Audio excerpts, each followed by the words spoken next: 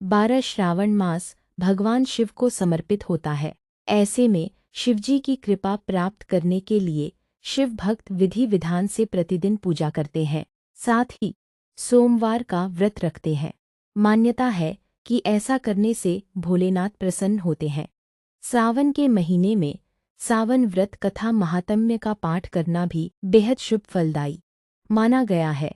तो आइए जाने सावन व्रत कथा का 12वां अध्याय, स्वर्ण गौरी व्रत का वर्णन तथा व्रत कथा। ईश्वर बोले, हे ब्रह्मपुत्र, अब मैं स्वर्ण गौरी का शुभ व्रत कहूँगा। यह व्रत श्रावण मास में शुक्ल पक्ष में तृतीया तिथि को होता है।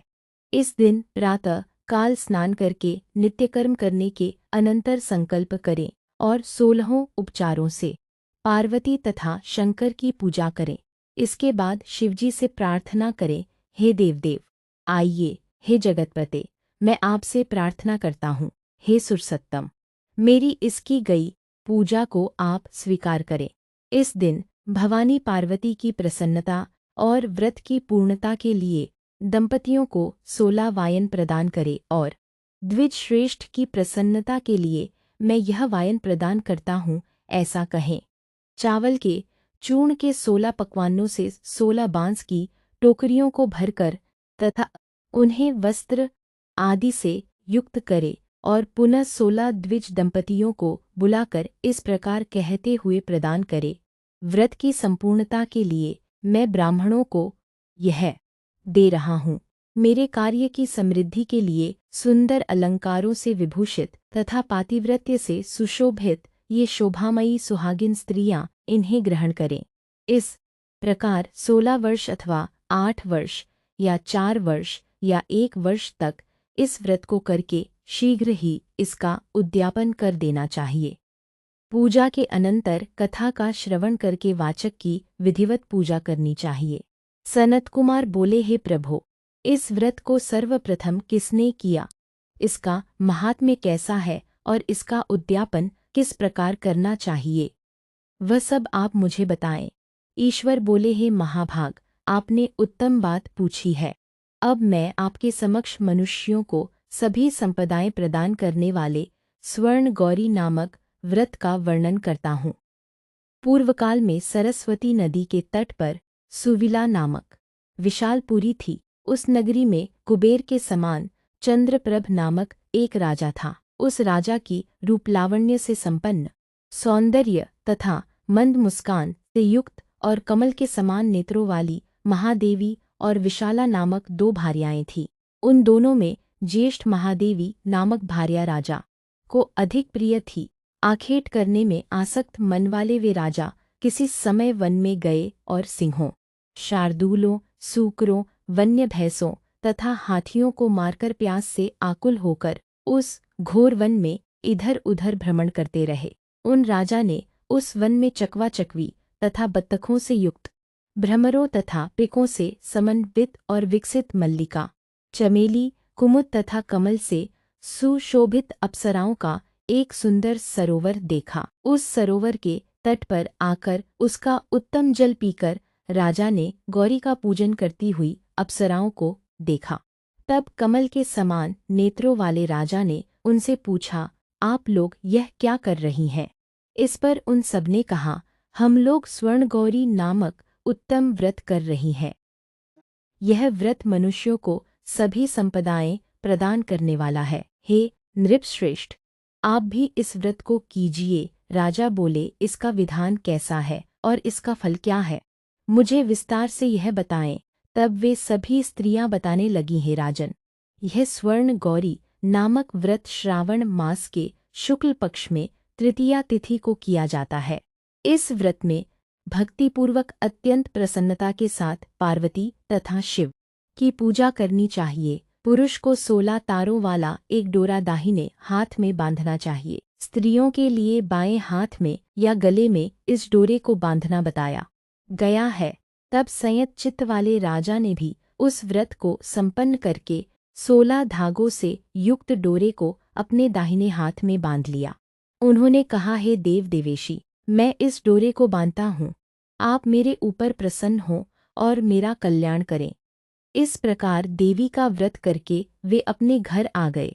उनके हाथ में डोरा देखकर ज्येष्ठ रानी महादेवी ने पूछा और सारी बात सुनकर अत्यंत कुपित हो उठी। इसके बाद ऐसा मत करो, मत करो। राजा के इस प्रकार कहने पर भी उसने उसे तोड़कर बाहर एक सूखे पेड़ के ऊपर फेंक दिया। उस डोरे के स्पर्श मात्र से वह वृक्ष पल्लवों से युक्त हो गया। तत्पश्चात उसे देखकर दूसरी रानी आश्चर्यचकित हो उठी और उस वृक्ष पर स्थित टूटे हुए डोरे को उसने अपने बाएं हाथ में बांध लिया। उसी समय से उसके व्रत के महात्म्य से वह रानी राजा के लिए अत्यंत प्रिय हो गई। वह ज्येष्ठ रानी व्रत के अपचार के कारण राजा से त्यक्त होकर दुखित हो वन में ही चली गई। अपने मन में भगवती देवी का ध्यान करती हुई वह मुनियों के पवित्र आश्रम में निवास करने लगी। कहीं कहीं श्रेष्ठ मुनियों के द्वारा यह कहकर आश्रम में रहने से रोक दी जाती थी कि हे पापिनी, अपनी इच्छा के अनुसार यहाँ से चली जाओ। इस प्रकार घोर वन में इधर उधर भ्रमण करती हुई वह अत्यंत खिन्न होकर एक स्थान पर बैठ गई। तब उसके ऊपर कृपा करके देवी उसके समक्ष प्रकट हो गईं। उन्हें देखकर वह रानी भूमि पर दंडवत प्रणाम करके उनकी स्तुति करने लगी। हे देवी, आपकी जय हो, आपको नमस्कार है। हे भक्तों को वर देने वाली, आपकी जय हो। शंकर के वाम भाग में विराजने वाली, आपकी जय हो।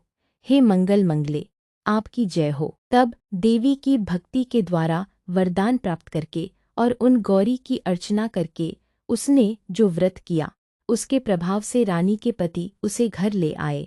तत्पश्चात देवी की कृपा से उसकी सभी कामनाएं पूर्ण हो गईं। राजा सभी समृद्धियों से संपन्न होकर उन दोनों के साथ पूर्ण रूप से राज्य करने लगे। अंत में राजा ने उन दोनों रानियों सहित शिव पद को प्राप्त किया। जो स्वर्ण गौरी के इस उत्तम व्रत को करता है वह मेरा तथा गौरी का अत्यंत प्रिय होता है और विपुल लक्ष्मी प्राप्त करके तथा भूलोक में शत्रु समूह को पराजित कर शिवजी के विशुद्ध लोक को जाता है। हे सनत कुमार, अब आप दत्तचित्त होकर इस व्रत के उद्यापन की विधि सुनिए। चंद्रमा तथा ताराबल से युक्त शुभ तिथि तथा शुभ वार में एक मंडप बनाकर उसके मध्य में अष्टदल कमल के ऊपर धान्य रखकर उस पर एक कुंभ स्थापित करे। पुनः उसके ऊपर 16 पल प्रमाण का बना हुआ एक तिलपुरित ताम्रमय पूर्ण पात्र रखे और उस पर पार्वती शंकर की 2 प्रतिमाएं स्थापित करें। शिवजी की प्रतिमा श्वेतवर्ण के 2 वस्त्रों तथा शुक्लवर्ण के यज्ञोपवीत से सुशोभित हो। तदनंतर वेदोक्त मंत्रों से विधिपूर्वक उनकी प्रतिष्ठा करें और भली भांति पूजा करके रात्रि में जागरण करें।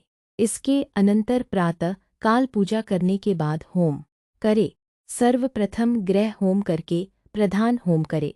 हवन के लिए यव मिश्रित तिल घृत से पूर्ण रूप से सिक्त होना चाहिए। 1000 अथवा 100 आहुति डालनी चाहिए। तत्पश्चात वस्त्र अलंकार तथा गौ के द्वारा आचार्य की पूजा करनी चाहिए और वायन प्रदान करना चाहिए। इसके बाद ब्राह्मणों को भोजन कराना चाहिए।